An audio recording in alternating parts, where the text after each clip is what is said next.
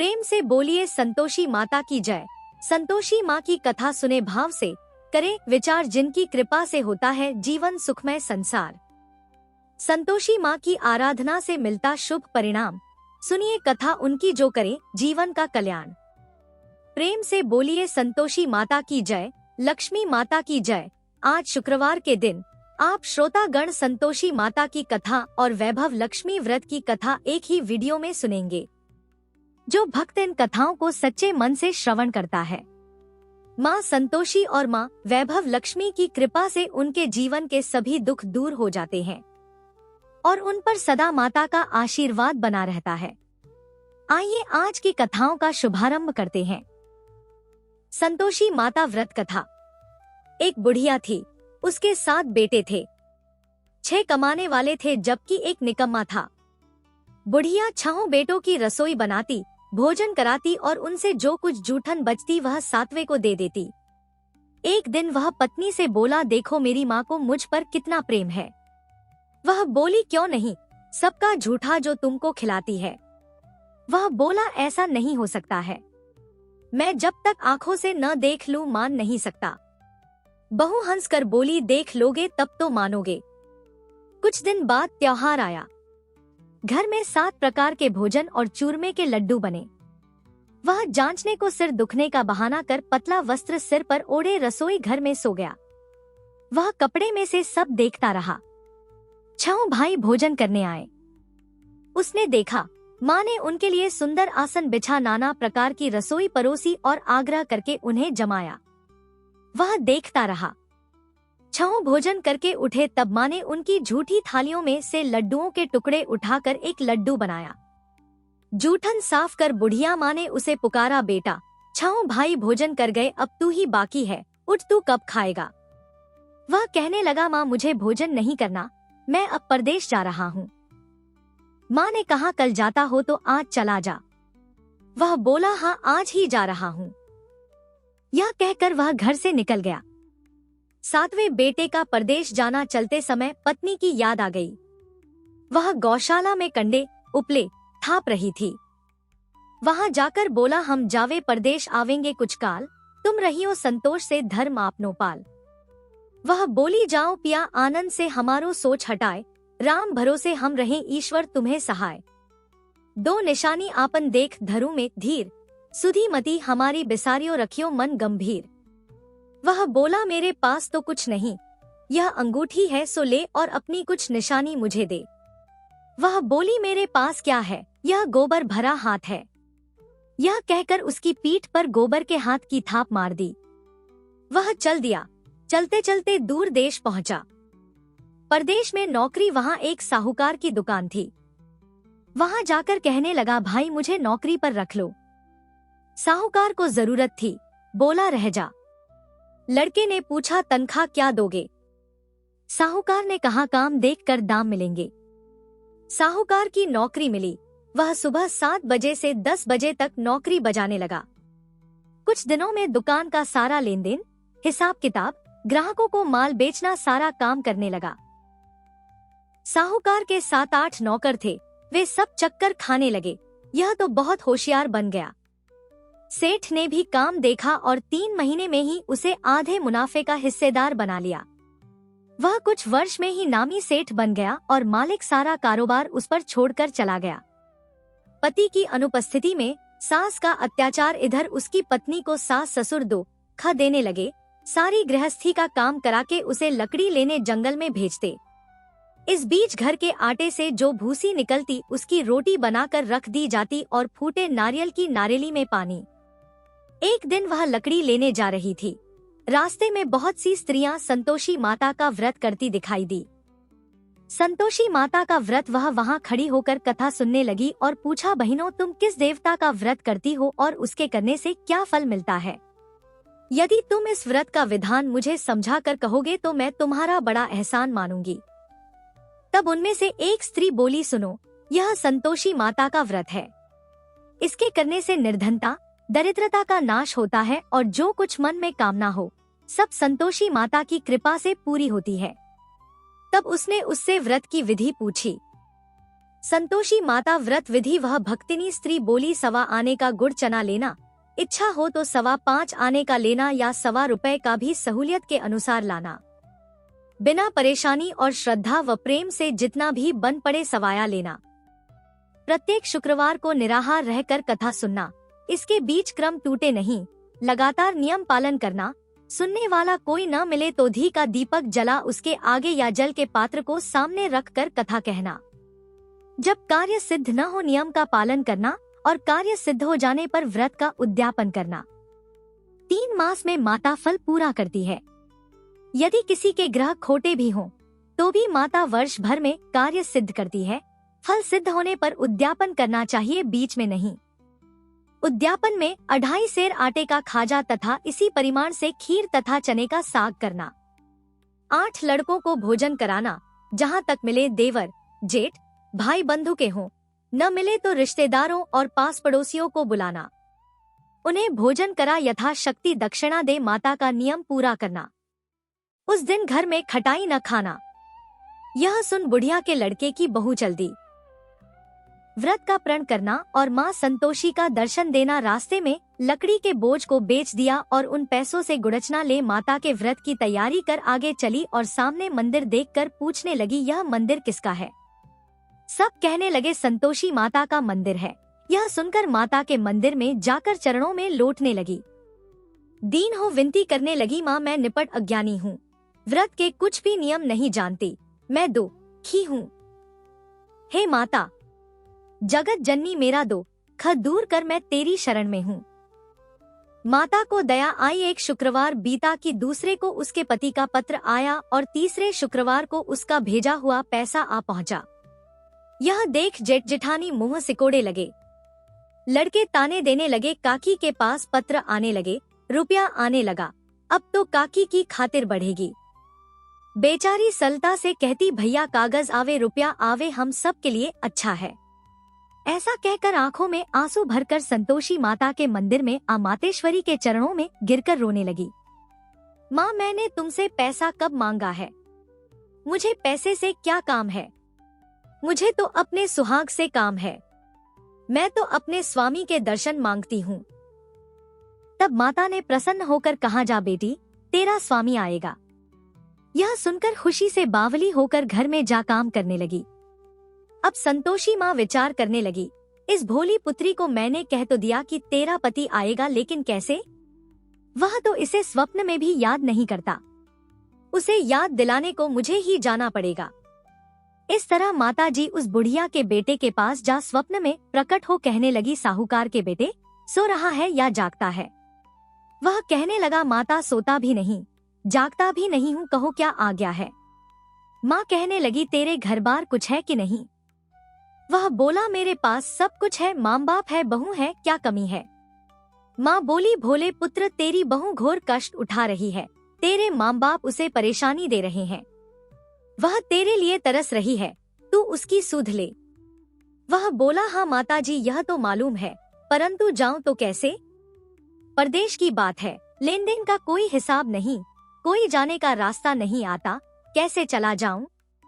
माँ कहने लगी, मेरी बात मान, सवेरे नहा धोकर संतोषी माता का नाम ले, घी का दीपक जला दंडवत कर दुकान पर जा बैठ।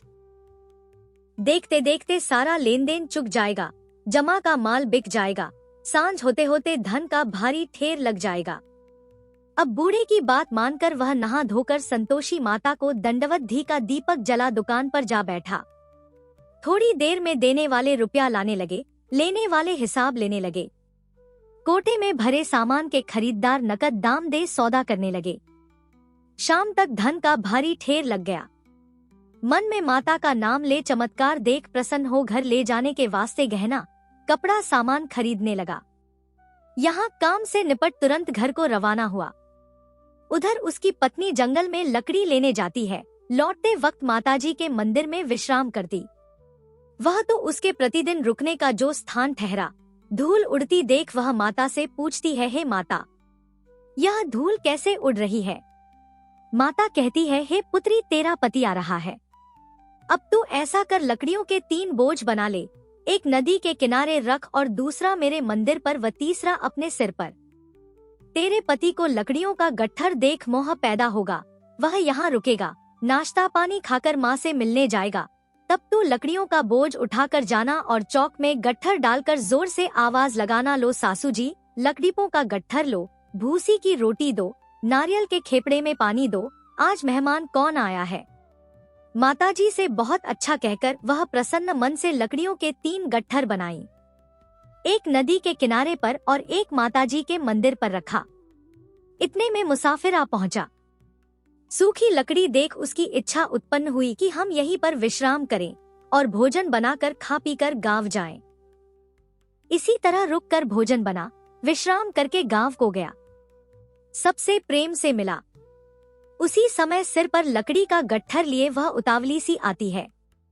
लकड़ियों का भारी बोझ आंगन में डालकर जोर से 3 आवाज देती है, लो सासू जी लकड़ियों का गट्ठर लो, भूसी की रोटी दो, आज मेहमान कौन आया है।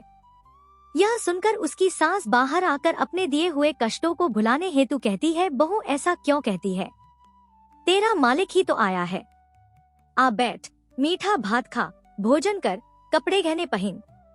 उसकी आवाज सुन उसका पति बाहर आता है, अंगूठी देख व्याकुल हो जाता है। माँ से पूछता है, माँ यह कौन है। माँ बोली, बेटा यह तेरी बहू है, जब से तू गया है तब से सारे गांव में भटकती फिरती है, घर का कामकाज कुछ करती नहीं, 4 पहर आकर खा जाती है। वह बोला, ठीक है माँ, मैंने इसे भी देखा और तुम्हें भी, अब दूसरे घर की ताली दो, उसमें रहूंगा। माँ बोली, ठीक है जैसी तेरी मर्जी। तब वह दूसरे मकान की 3री मंजिल का कमरा खोल सारा सामान जमाया। एक दिन में राजा के महल जैसा ठाट बाट बन गया। अब क्या था, बहू सुख भोगने लगी। इतने में शुक्रवार आया। शुक्रवार व्रत के उद्यापन में हुई भूल, क्या खटाई का इस्तेमाल उसने पति से कहा, मुझे संतोषी माता के व्रत का उद्यापन करना है। पति बोला, खुशी से कर लो। वह उद्यापन की तैयारी करने लगी।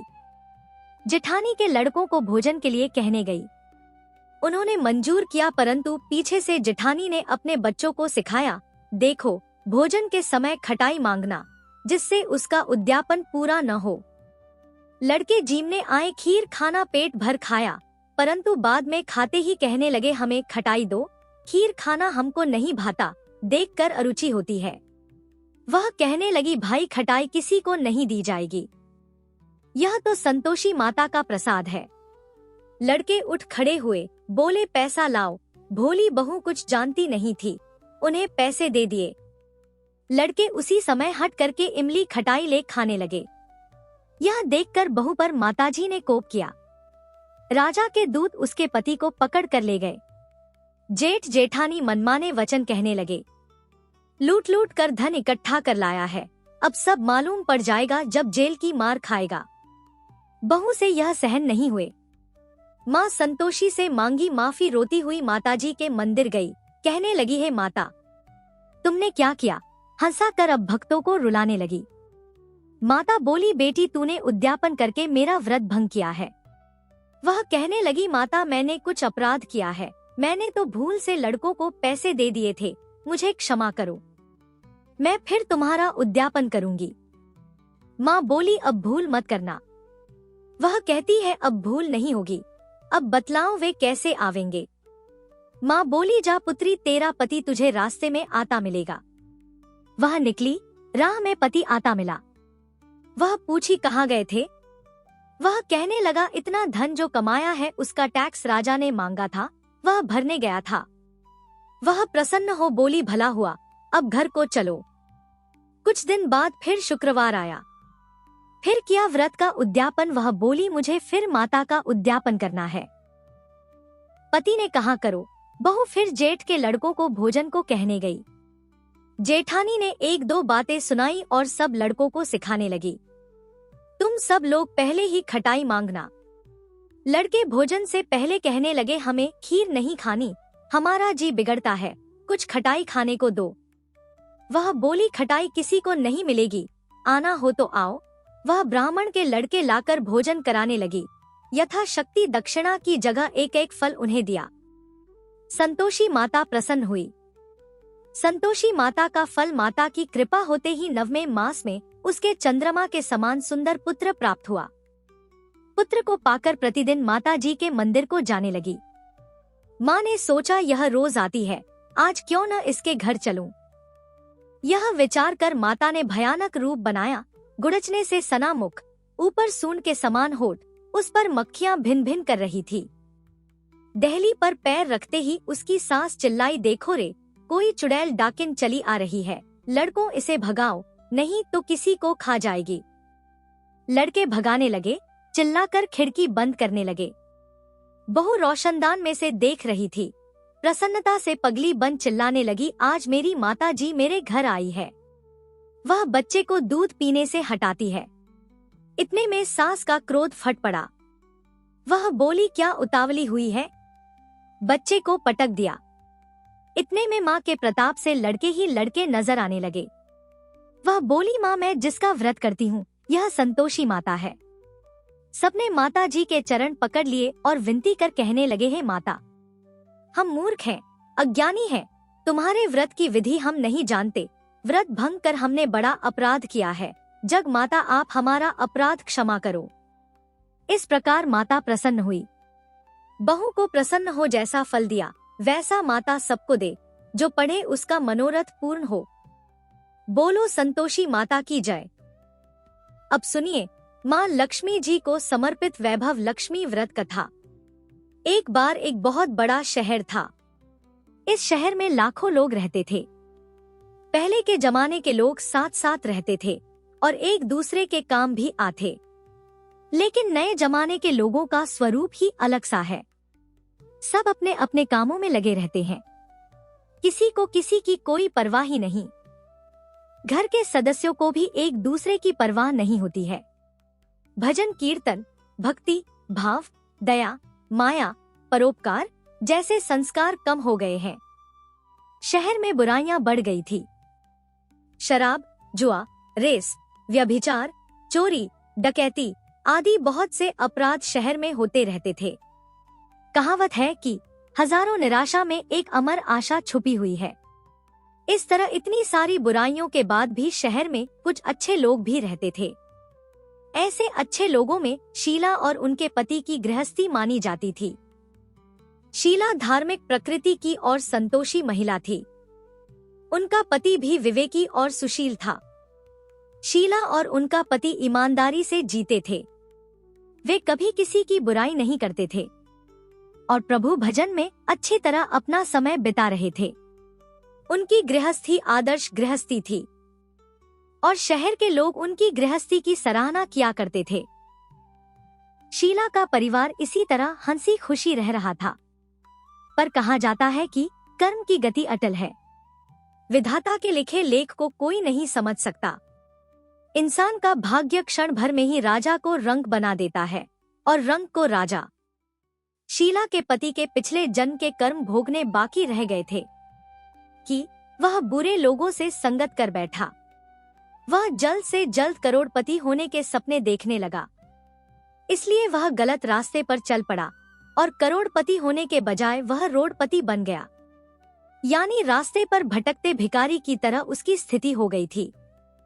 शहर में शराब, जुआ, रेस, चरस, गांजा आदि बुराइयां फैली हुई थी। उसमें शीला का पति भी फंस गया। दोस्तों के साथ उसे भी शराब की लत हो गई। जल्द से जल्द पैसा वाला बनने के लालच में दोस्तों के साथ वह रेस जुआ भी खेलने लगा। इस तरह बचाई हुई धनराशि, पत्नी के गहने सब कुछ रेस जुए में उसने गवा दिया। समय के परिवर्तन के साथ घर में दरिद्रता और भूखमरी फैल गई। अब सुख से खाने के बजाय 2 वक्त के भोजन के भी लाले पड़ गई और शीला को पति की गालियां खाने का समय आ गया था। शीला सुशील और संस्कारी स्त्री थी। उसको पति के बर्ताव से बहुत दुख हुआ, किंतु वह भगवान पर भरोसा करके बड़ा दिल रखकर दुख सहने लगी। कहा जाता है कि सुख के पीछे दुख और दुख के पीछे सुख आता ही है, इसलिए दुख के बाद सुख भी आएगा ही। ऐसी श्रद्धा और विश्वास के साथ शीला अब प्रभु भक्ति में लीन रहने लगी। इस तरह शीला दुख सहते सहते भगवान के ध्यान में अपना समय बिताने लगी। अचानक एक दिन दोपहर में उनके द्वार पर किसी ने दस्तक दी। शीला सोच में पड़ गई कि मुझ जैसे गरीब के घर पर इस समय भला कौन आया होगा। फिर भी द्वार पर आए हुए अतिथि का आदर करना चाहिए। ऐसे आर्य धर्म के संस्कार वाली शीला ने खड़े होकर द्वार खोला। देखा तो एक मांझी खड़ी थी। वे बड़ी उम्र की लगती थी, किंतु उनके चेहरे पर अलौकिक तेज निखर रहा था। उनकी आंखों में से मानो अमृत बह रहा हो। उनका भव्य चेहरा करुणा और प्यार से छलक रहा था। उनको देखते ही शीला के मन में अपार शांति छा गई। वैसे तो शीला इन मांझी को बिल्कुल भी पहचानती नहीं थी, फिर भी उनको देखकर शीला के मन में आनंद छा गया। शीला मांझी को आदर और सम्मान के साथ घर में लिवा लाई। घर में बिठाने के लिए कुछ भी नहीं था, इसलिए शीला ने सकुचा कर एक फटी हुई चादर पर उनको बिठाया। मां जी ने शीला से कहा, क्यों शीला, मुझे पहचाना नहीं? शीला ने थोड़ा हिचकिचाना, जी आपको तो देखते ही बहुत खुशी हो रही है, बहुत शांति मिल रही है। ऐसा लगता है कि मैं बहुत दिनों से जिसे ढूंढ रही थी वे आप ही है, पर मैं आपको पहचान नहीं सकती। मां जी ने हंसकर कहा, क्यों बेटी भूल गई? हर शुक्रवार को लक्ष्मी जी के मंदिर में भजन कीर्तन होते रहते हैं, तब मैं भी वहीं आती हूँ। वहाँ हर शुक्रवार को हम मिलते हैं। पति गलत रास्ते पर चलने लगा, तब से शीला बहुत दुखी हो गई थी और दुख के मारे अब वह लक्ष्मी जी के मंदिर भी नहीं जाती थी। बाहरी लोगों के साथ नजरें मिलाने में भी उसे शर्म आती थी। उसने मांझ के कहने पर अपनी याददाश्त पर जोर दिया, लेकिन वह मांझी उसे याद ही नहीं आ पा रही थी। तब मांझी ने कहा, बेटी तू लक्ष्मी जी के मंदिर में कितने मधुर भजन गाती थी, अब तू वहां दिखाई नहीं देती थी, इसलिए मुझे लगा कि पता नहीं तू क्यों नहीं आती है। कहीं बीमार तो नहीं हो गई ना, ऐसा सोचकर ही मैं तुझसे मिलने चली आई हूँ। मांझी के अति प्रेम भरे शब्दों से शीला का हृदय पिघल गया था। उसकी आंखों में आंसू आ गए और मांझी के सामने वह बिलख बिलख कर रोने लगी। यह देखकर मांझी शीला के पास गई और उसकी सिसक पीठ पर प्यार भरा हाथ फेर कर सांत्वना देने लगी। मां जी ने कहा, बेटी सुख और दुख तो धूप छांव की तरह होते हैं, धैर्य रखो बेटी, और तुझे परेशानी क्या है? तेरे दुख की बात मुझे सुना, तेरा मन हल्का हो जाएगा और तेरे दुख का कोई उपाय भी मिल जाएगा। मां जी की बात सुनकर शीला के मन को बहुत शांति मिली। फिर उसने मां जी से कहा, मां जी मेरी गृहस्थी में भरपूर सुख और खुशियां थी। मेरे पति भी सुशील थे, अचानक हमारा भाग्य हमसे रूठ गया। मेरे पति बुरी संगति में फंस गए और बुरी आदतों के शिकार हो गए और अपना सब कुछ गवा बैठे। अब हम रास्ते के भिखारी जैसे बन गए हैं। यह सुनकर मां जी ने कहा, ऐसा कहा जाता है कि कर्म की गति न्यारी होती है। हर इंसान को अपने अपने कर्म भुगतने ही होते हैं, इसलिए बेटी तू चिंता मत कर, अब तू अपने कर्म भुगत चुकी है और अब तुम्हारे सुख के दिन अवश्य आएंगे। तू तो माँ लक्ष्मी जी की भक्त है और माँ लक्ष्मी जी तो प्रेम और करुणा की अवतार हैं। वे अपने भक्तों पर हमेशा ममता रखती हैं। इसलिए तू धैर्य रखकर माँ लक्ष्मी जी का व्रत कर, इससे सब कुछ ठीक हो जाएगा। माँ लक्ष्मी जी का व्रत करने की बात सुनकर शीला के चेहरे पर चमक आ गई। उसने पूछा, माँ लक्ष्मी जी का व्रत कैसे किया जाता है? वह मुझे समझाइए, मैं यह व्रत अवश्य करूंगी। माँ जी ने कहा, बेटी माँ लक्ष्मी जी का व्रत बहुत सरल है। इसे वरद लक्ष्मी व्रत या वैभव लक्ष्मी व्रत भी कहा जाता है। यह व्रत करने वाले की सारी मनोकामनाएं पूरी हो जाती हैं और वह सुख समृद्धि और यश की प्राप्ति करता है। ऐसा कहकर माँ जी वैभव लक्ष्मी व्रत की विधि कहने लगी। बेटी वैभव लक्ष्मी व्रत वैसे तो बहुत ही सरल सा व्रत है, किंतु कई लोग इस व्रत को गलत तरीके से करते हैं, इसलिए उसका कोई भी फल नहीं मिलता। कई लोग कहते हैं कि सोने के गहने की हल्दी कुमकुम से पूजा करो, बस व्रत हो गया, लेकिन ऐसा नहीं है। कोई भी व्रत शास्त्रीय विधि से करना चाहिए, तभी भी उसका फल मिलता है। सच्ची बात यह है कि सोने के गहनों का भी विधि से पूजन करना चाहिए। व्रत की उद्यापन विधि भी शास्त्रीय विधि से करनी चाहिए। यह व्रत शुक्रवार को ही करना चाहिए। प्रातःकाल स्नान करके स्वच्छ कपड़े पहनो और सारा दिन जय मां लक्ष्मी का जाप करते रहो। किसी की निंदा नहीं करनी चाहिए। शाम को पूर्व दिशा में मुंह करके साफ आसन पर बैठ जाओ। सामने चौकी रखकर उस पर साफ कपड़ा बिछाओ और उसके ऊपर चावल का छोटा सा ढेर करो। उस ढेर पर पानी से भरा तांबे का कलश रखकर कलश पर एक कटोरी रखो। उस कटोरी में एक सोने का गहना रखो। सोने का ना हो तो चांदी का भी चलेगा। चांदी का ना हो तो नकद रुपया भी चलेगा। फिर घी का दीपक और धूप जलाकर रखो। मां लक्ष्मी जी के बहुत स्वरूप हैं और मां लक्ष्मी जी को श्री यंत्र अति प्रिय है। इसलिए वैभव लक्ष्मी व्रत में पूजन करते समय सबसे पहले श्री यंत्र और लक्ष्मी जी के विधि स्वरूपों का सच्चे मन से दर्शन करो। उसके बाद लक्ष्मी स्तवन का पाठ करो। बाद में कटोरी में रखे हुए गहने या रुपयों को हल्दी कुमकुम और अक्षत चढ़ाकर पूजा करो और लाल रंग का पुष्प चढ़ाओ। शाम को कोई मीठी चीज बनाकर उसका प्रसाद रखो। ना हो सके तो शक्कर या गुड़ का भी भोग लगा सकते हो। फिर आरती करके 11 बार सच्चे हृदय से जय मां लक्ष्मी बोलो। बाद में 11 या 21 शुक्रवार यह व्रत करने का दृढ़ संकल्प मां के सामने करो और आपकी जो भी मनोकामना हो वह पूरी करने की मां लक्ष्मी जी से विनती करो। फिर मां का प्रसाद सब में बांट दो। थोड़ा प्रसाद अपने लिए भी रख लो। अगर आप में शक्ति हो तो सारा दिन उपवास रखो और सिर्फ प्रसाद खाकर शुक्रवार का व्रत करो।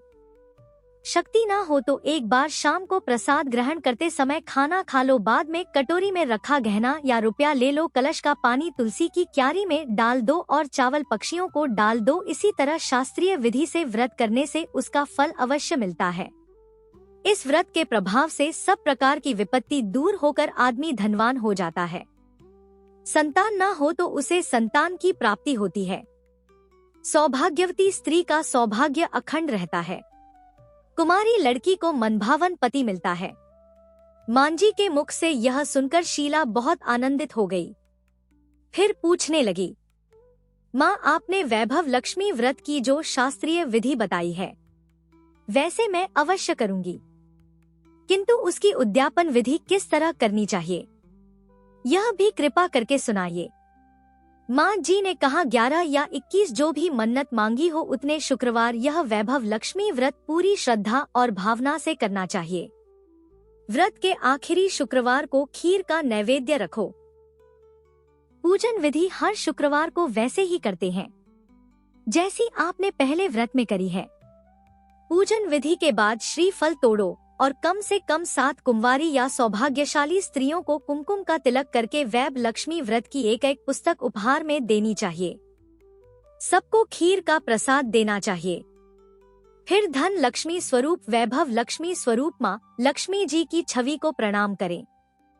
माँ लक्ष्मी जी का यह स्वरूप वैभव देने वाला है। प्रणाम करके मन ही मन भावुकता से माँ की प्रार्थना करते समय कह कि हे माँ धन लक्ष्मी, हे माँ वैभव लक्ष्मी, मैंने सच्चे हृदय से आपका व्रत पूर्ण किया है, तो हे माँ हमारी मनोकामना पूर्ण कीजिए। हम सबका कल्याण कीजिए। जिसे संतान ना हो उसे संतान देना, सौभाग्यशाली स्त्री का सौभाग्य अखंड रखना, कुंवारी लड़की को मनभावन पति देना। माँ आपका यह चमत्कारी वैभव लक्ष्मी व्रत जो करें उसकी सब विपत्ति दूर करना, सबको सुखी करना। हे माँ आपकी महिमा अपरंपार है। माँ जी से वैभव लक्ष्मी व्रत की शास्त्रीय विधि सुनकर शीला भाव विभोर हो उठी।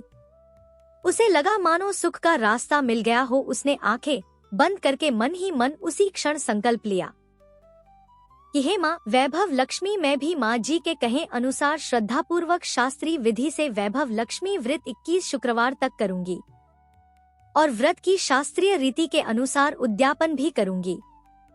शीला ने संकल्प करके जैसे ही आंखें खोली तो सामने कोई भी नहीं था।